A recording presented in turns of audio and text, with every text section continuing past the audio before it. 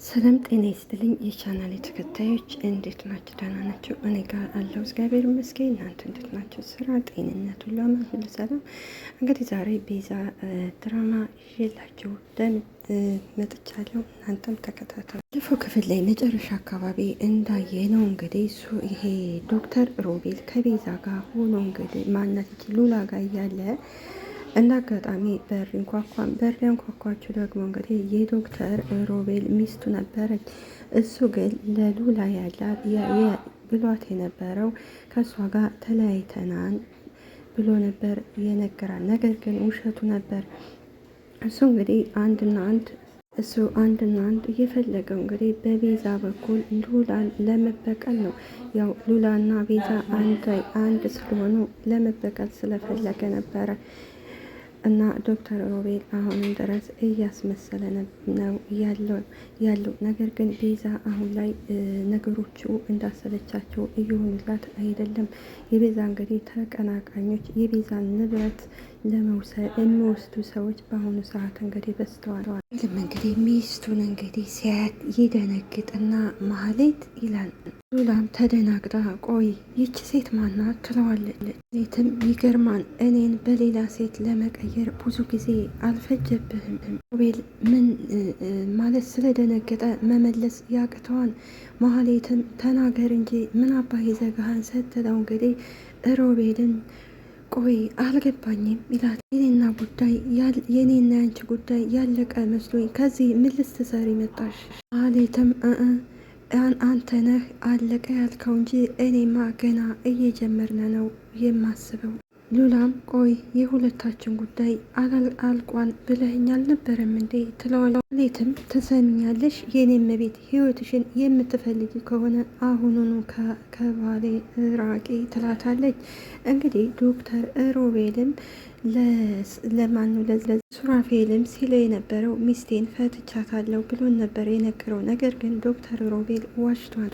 ትደነግጥና ከባሌ ስትል እንግዲህ ሮቤልም አሁንስ አበዛሽው ይላታል። ስለምን ባል ነው የምታስቢው? እኔና አንቺ እኮ የተፋታ መስሎን ሲላል፣ ማህሌትም በፍጹም አንተና እኔ አልተፋታንም ትለዋለች። አንተ ነህ የፈታኝ፣ እኔ ግን እስካሁን ድረስ ትዳሬ እንዳለ ነው የሚሰማኝ። ይቅርታ፣ እኔ ከዚህ በላይ መቆየት የምችል አይመስለኝም ትላቸዋል። ማህሌትን ትስቅና አዎ ይሻልሻል፣ እንደሱ ነው ብትሸሺ ይሻልሻል ትላታል። አለበለዚያማ ህይወትሽን አደጋ ላይ ነው የምትጥዩ ስትል ሮቤልም ቆይ አልገባኝም ይላል። ምንድነው ችግርሽ? አልፈልግሽም ካልኩሽ አስረሽ ልታስቀምጪ ነው እንዴ ይላታል። ሴትም የሚገርመው እኮ እኔ ለመጥላት ምንም አይነት ምክንያት እንደሌለ ነበር እኮ የማውቀው፣ ግን ምክንያትህን አውቄዋለሁ። ሮቤልም እሺ አሁን ከኔ ምንድን ነው የምትፈልጊው ሲላት፣ መሀሌትን ምንም ካንተ ነገር አልፈልግም፣ አንተን ብቻ ነው የምፈልገው ትለዋለች። ሮቤልም በጣም አዝናለው፣ አሁን ግን የኔ ልትሆኚ አትችይም ሲላት፣ መሀሌትም ድሮ እኮ የኔ ነበርክ ትለዋለች። እሱ እንግዲህ መሀሌት ድሮ ነበር። ማንኛውም ሰው እንግዲህ አንድ ሰው አብሮ ይኖራል። ከዛ በኋላ እንግዲህ ህይወት ያው እንዳሰብናት ላትሆን ትችላለች።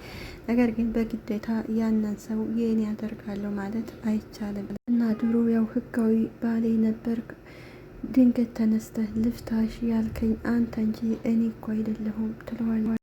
ሮቤልም ሲበቃኝስ ከአንቺ ጋር መኖር አልፈልግም ካልኩ በግድ ልታስቀምጪ ነው እንዴ ይላታል። የምልህ ትዳር ስትፈልገው የምትኖረው ሳትፈልግ ደግሞ የምትተው የህፃን ልጅ ጨዋታ አደረግከው እንዴ? ሮቤልም ፍቻችን በፍርድ ቤት ሊጸድቅ ትንሽ ነው የቀረው። መሀሌትም ያው አልጸደቅም፣ ያ ማለት ደግሞ እስካሁን አንተ ባሌ ነህ ትለዋለች። እኔ የምልህ እያደረግክ ያለው ወንጀል እንደሆነ ለመሆኑ ታውቀዋለህ ወይ? እኔ የምልህ ወንጀል መሆኑን አታውቀውም እንዴ? ከትዳር ላይ ትዳር መመስረት ትለዋለች። ሮቤልም አሁን ከቤቴ ውጭ ልኝ ሲላት፣ መሀሌትም በጣም ጎድተኸኛል ትለዋለች። ሮቤል የሚባለው ፍቅር ሲጀመር እሱ አያውቁም። እሱ የሚፈልገው ገንዘብ፣ ሀብት እንዲሁም ደግሞ በቀል ብቻ ነው። በጣም ጎድተኛን ያለ ኃጢአቴ ልፍታ ማለት ሳይበቃ ደግሞ ከገዛ ቤቴ ሌላ ሴት በማምጣት ጎድተኛን ትለዋለች። እመነኝ ላደረካት ለእያንዳንዱ ነገር ዋጋ ትከፍላለህ። እኔ መሀሌት አይደለሁም ትለዋለች። እንግዲህ ይቺ መሀሌት አሁን የምትጎዳቱ አንድና አንድ ይችን ሉላን ነው። ሉላ እንግዲህ የእህቷን ገንዘብ ለማስመለስ ብላ ነው እንግዲህ ሮቤልን በውሸት አፈቅርሃለሁ ስትለው የነበረው። ነገር ግን እንዳሰበችው አልሆነላትም። እኛ ደግሞ እንግዲህ ይሄ ሮቤል የሚባለው ሉላን አግብቶ ከዛ በኋላ ይችን ቤዛን በሰላም ትኖራለች፣ በቀል የሚባለውን ይተወዋን ብለን ነበር። ነገር ግን ሮቤል እንግዲህ ሌላ ህይወት አለው። ቤትም ጥላው ስትሄድ ሮቤልም ቆይ ከብዙ ጊዜያት በኋላ እንዴት ተመልሳ ልትመጣ ቻለች ይላል። ሌላዋ እንግዲህ ሉላ ቁጭ ብላ ነበር ተክዛ። እንደ አጋጣሚ እንግዲህ ዘርፌ ተብዬዋ ትመጣለች። ዘርፌም እንዴ ምን ሆነሻን ብላ ትጠይቃታለች። ትናንት ጀምሮ እኮ ደህና አትመስሊም፣ ከፍቅረኛሽ ጋር ተጣላሽ እንዴ ብላ ትጠይቃታለች። ዘርፌ ትዝቅና ያዋከቡት ነገር አለ ጥሌ ብላ ማለት ትቀልድባታለች። ሉላም እንግዲህ ለዘርፌ ሁሉንም ነገር ትነግራታለች። ሚስቱ ቤት ድረስ መታ ነበር። ዘርፌም ትደነግጥና ፈትቻታለሁ ብሎ አልነበርም እንዴ? ሉላም እኔ ምን አውቃለሁ፣ ምናልባት የሌላ ሰው መሆኑን ስታውቅ ተበሳጭታ መጥታ ይሆናል። እሱስ ቢሆን ገና መቼ ተረጋገጠና፣ ይልቁንስ ዶክተሩ የሆነ ስራ አብረን እንስራ እያለኝ ነው ትላታለች። የሆነ ስራ እየጋበዘኝ ነው ስትላት፣ ሉላም እና ታዲያ እኔ እንዳማክርሽ ፈልገሽ ነው እንዴ ትላታለች። ዘርፌም አላውቅም፣ ግን ይህንን ዶክተር ምንም እያመንኩት አይደለም። ምን ብሎሽ ነው ብላ ዘርፌን ትጠይቃታለች። እኛዬ መድኃኒት አስመጭ ነበር፣ አሁን ቢዝነሱን ትቶ ወደ ውጭ ሊሄድ ነው ያለውን የእሱን ቢዝነስ እኔ እንድሰራው ፈልጓል እና ሮቤል ገንዘብ አጥቶ ነው ጅን ስራ የጋበዘች። እኔም እኮ ጥያቄ የሆነብኝ ይሄ ነገር ነው። ሰውየው እኮ ከጠበቅኩት በላይ በጣም ሀብታም ነው ትላለች። እንግዲህ ሮቤል ዘርፌን የፈለጋት እንግዲህ የሆነ ኪሳራ ውስጥ አስገብቶ የቤዛን ሀብትና ንብረት ለራሱ ለማድረግ ስለፈለገ ነው። ዘርፌ እንግዲህ ባንዱ ሲላት እሺ ስላላለችው አሁን ይህን ስራ እሺ ብላ ትቀበላለች ብሎ ነበረ። ቤት ራሱ መስራት እየቻለ ሌላ ሰው ይጋብዛል ስትል፣ ሉላም እንግዲህ ወይ አንቺ እንድታድጊ ፈልጎ ሊሆን ይችላል። ስለዚህ ሆቴሉን ሱፐር ማርኬቱም አስተዳዳሪ ከሌለው ያው መክሰሩ እኮ አይቀርም። ፊልም እንግዲህ ከሁለቱ ማናጀሮች ጋር ልስማማ አልቻልኩም፣ ስለዚህ ማናጀሮችን እቀይራቸዋለሁ ትላታለች። እንግዲህ ዘርፌ አሁንም በሰው ገንዘብ እንግዲህ አይኗን አፍጥታ እየተከራከረች ነው። ላም ቆይ የሆቴሉንና የሱፐር ማርኬቱን ለእኔ ውክልና ትሰጭኝ ትላታለች። ዘርፌም እንግዲህ እንዴ አንቺንስ እንደማምንሽ በምን አወቅሽ ትላታለች። ችግር የለውም እኔን አትመኝም፣ ነገር ግን የዶክተሩን ሀሳብ ብትቀበይ ይሻልሻል ትላታለች። እንግዲህ ዘቺ ሉላም በዘርፌ ስለተናደደችባት ዶክተር ሮቤልም እንግዲህ ይሄ ገንዘብ ዘርፍ ለሉላ ማነት ለቤዛ ካልሆነ ወደ ዶክተር አክስቷ ጋር ከሚቀመጥ ዶክተር ሮቤል ይብላው ብላ ነው እንደዚህ የምትላቱ። ወይ ደግሞ ማን ያውቃን ያለሽ ሀብት በጥፍ ሊጨምር ይችላል፣ ወይም ደግሞ ያለኝን በሙሉ አጣ ይሆናል። ታዲያ ብታጭም እኮ ዋናሽ ላይ ነው የምትሆኝ። ዘርፌም እንግዲህ በቁጣ ትሰሚኛለሽ፣ እኔ ተመልሼ ወደዛ ጭቃ ወደ ሆነ ህይወት አልመለስም። አይገርምም? እድሜያችንን ሙሉ እኮ በድህነት ስንኖር ድህነትን አምርረሽ ትጠያለሽ አልመሰለኝም ነበር። ዘርፌም እንግዲህ በጩኸት ድህነትን ማን ይወዳል? ማከክንስ ማን ይወዳል? የዶክተሩን ሀሳብ በጭራሽ አልቀበልም ትላለች። እንግዲህ ዶክተር ሮቤልን እንግዲህ ያው ዘርፌ ገብቷታል። ምክንያቱም ዘርፌ ገንዘብ እያለች ስለሆነ እንዳከስራትም ስለሚፈልግ፣ ዘርፌ ደግሞ ተመልሳው በፊት የነበረችበትን ኑሮ መኖር አትፈልግም። ዘርፌ ቢገባት ኑሮ የቤዛን ሀብትና ንብረት በቤዛ ብታደርግላት ቤዛ ጥላ አትጥላትም ነበረ። ከዛው እነ ቤዛ ጋር ትኖር ነበር። ነገር ግን ቤዛ ይቺ ዘርፌ ሲበዛ በጣም አስመሳይና ስግብግብ ሴት ነች እና እኔ የምፈልገው አንቺን እንዳገባልኝ ብቻ ነው ትላታታ። ላምበጮ ድሮውንም በእኔ ከብረሽ አይደለ መኖር የምትፈልጊው? የሚገርመው ደግሞ ለእኔ አንድ ቀን አስበሽልኝና ተጨንቀሽልኝ አታውቂም። እኛ በምንለው ተስማምቶ አንቺን የማያገባሽ ከሆነ እድሜሽን ከሱ ጋር አትጨረሽም ትላታለች። ሌላውን እንግዲህ ሱራፌልና ሳሚ ናቸው። እንግዲህ ባለፈው ሱራፌል እንግዲህ መኪና ውስጥ ሆኖ እየመጣ እያለ የሆነ ሰው ይገባና ከመኪና ውስጥ ይገባን። ሰውየው ግን ያው ገንዘብ ሰርቆ ስለነበረ ወዳውንም ደግሞ በጥይት ስለተመታ እንግዲህ ሰውየው ሙቷን። አሁን እንግዲህ ያነ አጨናንቋቸዋን ሁለቱም። ይሄ ሱራፌልም ሌሊቱን በሙሉ እኮ እንቅልፍ ሳልተኛ ነው ያደርጉት ስጨነቅ ይለዋል። ይህም እንግዲህ ሱራፌልን ኧረ እባክህ አንተ ሰውዬ ተረጋጋ ይለዋል። እንግዲህ ሳሚ ከነቤዛ ቤት እንግዲህ የነቤዛን ህይወት ለማስተካከል እንግዲህ ብዙ ዋጋ እየከፈለ ነው። ምንድነው ሰው ይስማኝ የምትለው? ይልቅንስ ሬሳውን ተውና ስለ ገንዘቡ ነው ማሰብ ያለብን ይለዋል።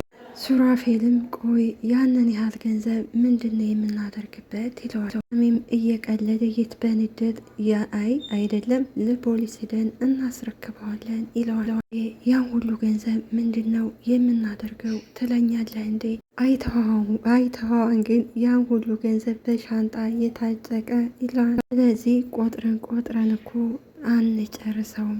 ይልቅ የኔን ተውና ያንተና የቤዛ ህይወት በዚህ ገንዘብ መቀየር ይችላል። ሄልም ቆይ ገንዘቡ የት እንደመጣ ሳናውቅ ስለምንድን ነው ስለ ህይወት መቀየር የምታወራው ሲለው፣ ሳሚም ምን ቸገረ ከየት የሚንጣ ዋናው ገንዘብ መያዛችንን ብቻ ማወቅ በቂ ነው። አንድ ነገር ልንገርህ ማልዋሽህ፣ እኔም የሬሳው ጉዳይ በጣም አስጨንቆኛል፣ አሳስቦኛል ይላል። በሬሳው ጉዳይ ሌሊቱ በሙሉ ሳሴር ነው ያደርጉት ሲል፣ ሱራፌልም ምንድን ነው ስታሴር ያደርከው ብሎ ይጠይቀዋል። ይህን ሬሳ ተጠምደን ያችን ዘርፌ የምትባል ሴትዮ የተረገመኝ እሷን ማጥመድ አለብን ይለዋል። ስለዚህ ሀሪፍ ወጥመድ ብናዘጋጀ ሲለው፣ ሱራፌልም ምን አይነት ወጥመድ ነው? ሳሚም እሱ እኮ ነው ዋናው ነገር። ሉሲና ቤዛ እንግዲህ አብረው ቁጭ ብለው ሉሲን ይኸውልሽ ቤዛ ሌሊቱን በሙሉ እኮ ተባይ እንደበላው ሰው ሲወራጭ ነው ያደረው ትላታለች። አይገርምም? ሱራፌልም እኮ እንቅልፍ እምቢ ብሎት አንዴ ሲወጣ አንዴ ደግሞ ሲገባ ነው እያደረው ሲል፣ ስለዚህ ያለምንም ምክንያት እንደዚህ ሲቅበዘበዙ አላደሩም። አሁንም ድረስ እኮ ሬሳ ያለው ነገር ጆሮዬ እያቃጨለ ነው። ቤዛም እንግዲህ ለሉላ ደውዬላት እስካሁን ድረስ ምንም አይነት የተጎዳም የሰው የለም ብላኛለን። ሉሲም እና ታዲያ የት ነው ስትል፣ ቤዛም ቆይ አልገባኝም አንቺ አይተሸዋን እንዴ ብላ ትጠይቃታል። ሉሲም እኔ እኮ አላየውም ግን ሲያወራ ብቻ ነው የሰማሁት። ወይኔ ሳሚ ወይ የተፈጠረውን ነገር አይናገር፣ እኔ በጭንቀት እኮ ላብድ ነው ትላለች። እንግዲህ አንዳንድ ያው ሴቶች እንግዲህ የሆነ ነገር መቻል ማለት ያው እንናደዳለን። እንግዲህ ቤዛና ሉሲ እንግዲህ ሱራፌልና ሳሚ ባደረጉን ነገር በጣም ነው የተናደዱባቸው። እንግዲህ ይሄውልህ ሬሳውን ከቤዛ ከዘርፌ መኪና ውስጥ እናስቀምጠዋለን። ከዛ በኋላ በዛ እናስፈራረታለን። ዘርፌ እስር ቤት ታሰረች ማለት የቤዛ ሀብትና ንብረት ሙሉ ለሙሉ ይወድማል።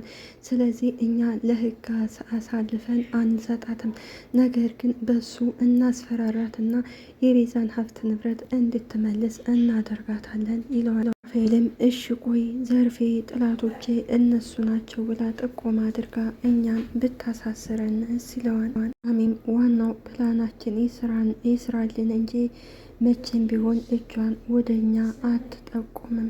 ይልቅ ደግሞ እርዳታቸው ሊያስፈልገን ስለሚችል ለነቤዛ እውነቱን እንንገራቸው ይለዋል። ሉላና ዘርፍ ይሄ ሮቤል መኪና ውስጥ ነው እንግዲህ ሉላም ሚስትህ በሰላም ሄደች ብላ ተጠይቀዋል። ሮቤልም እያስመሰለ እንግዲህ አታስቢ፣ ከእንግዲህ በኋላ ተመልሳ አትመጣም ይላታል። ሉላም ግን ለምንድን ነው ከመጀመሪያው ከሚስት ጋር እንዳልተፋታ ያልነገርከኝ?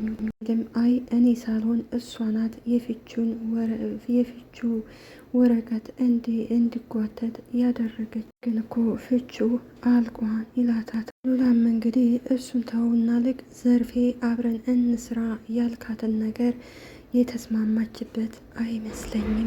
ላንቺ ነግራሽ ነው ይላታት። አዎ ነግራኛሌ፣ ገንዘቤን በልቶ ባዶ እጄን ያስቀረኛል ብላ ተጠራጥራለች። ለነገሩ ከመጀመሪያውም ብታምኔ ነበር የሚገርመኝ።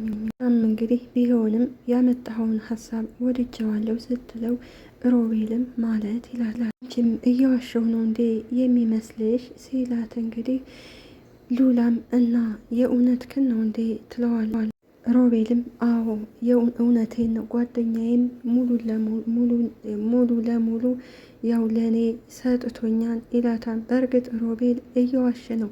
ያን የሚያደርገው እንግዲህ ዘርፌን አስፈራርቶ በሆነ ነገር የቤዛን ሀብትና ንብረት ለራሱ ለማድረግ ስለፈለገ ጥያቄ ለዘርፌ ያቀረብኩላት ሀብቷን በሙሉ ለእኔ ወደ እኔ የማደርገው መስሎሽ ነው ሲላክት እንግዲህ ሉላም ቆይ እኔን ከጨዋታ ውጭ አደረጋችሁኝ ትለዋል። ወይም እስካሁን ስለ ፍቅር እያወራ መስሎን የምን ጨዋታ መጣሽ ይላታል። በእርግጥ በመጨረሻ እነዚህ ተንኮለኛ የሆኑ ሰዎች ሉላን ከጨዋታ ውጭ ነው የሚያደርጓት። ሉላም እንባዋ እየተናነቃት እኔ የዘርፌን ውድቀት እንደምፈልግ ነግሬሃለሁ እኮ አሁን እንደፈለገች የምትፈነጭበት ገንዘብ የኔም የቤተሰቦችም ሀብት ነው ትለዋለች። ሮቤልም እንግዲህ ያንቺ ሳይሆን የኔ ገንዘብ ነው ይላል። ሉላም እረ ገና ሳንጋባ የኔ ያንቺ መባባል ጀመርን ትለዋለች። በጣም ጥሩ፣ ለነገሩ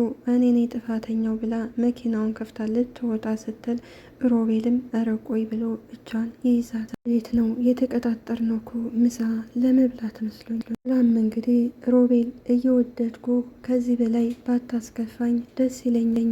ሌላው እንግዲህ ሱራፌልና ሳሚ እንግዲህ ለነቤዛ እንግዲህ ያለውን የተፈጠረውን በሙሉ እንግዲህ እውነቱን ሲነግሯቸው እንግዲህ ቤዛና ሉሲም እናንተ እኮ ጭራሽ ሬሳም የደበቃችሁ አትመስሉም፣ ምን አይነት ናቸው ብሎ እንግዲህ ይቆጣቸዋል። እንግዲህ ሳሚም እንግዲህ የሆነ ነገር ከመፈጠሩ በፊት መጀመሪያ ሻንጣውን ብናሳየው ሲል እንግዲህ ሉሲም ትደነግጥና ምን ትላለች? ሉሲም እንግዲህ የምን ሻንጣ ነው? ቆይ እናንተ ሬሳውን ቆራርጣችሁ በሻንጣ ነው እንደ ያስቀመጣችሁ ስትል እንግዲህ ሳሚም ኧረ ቆይ እስኪ አንቺ ልጅ እስኪ መጀመሪያ ተረጋጊ ይላታል።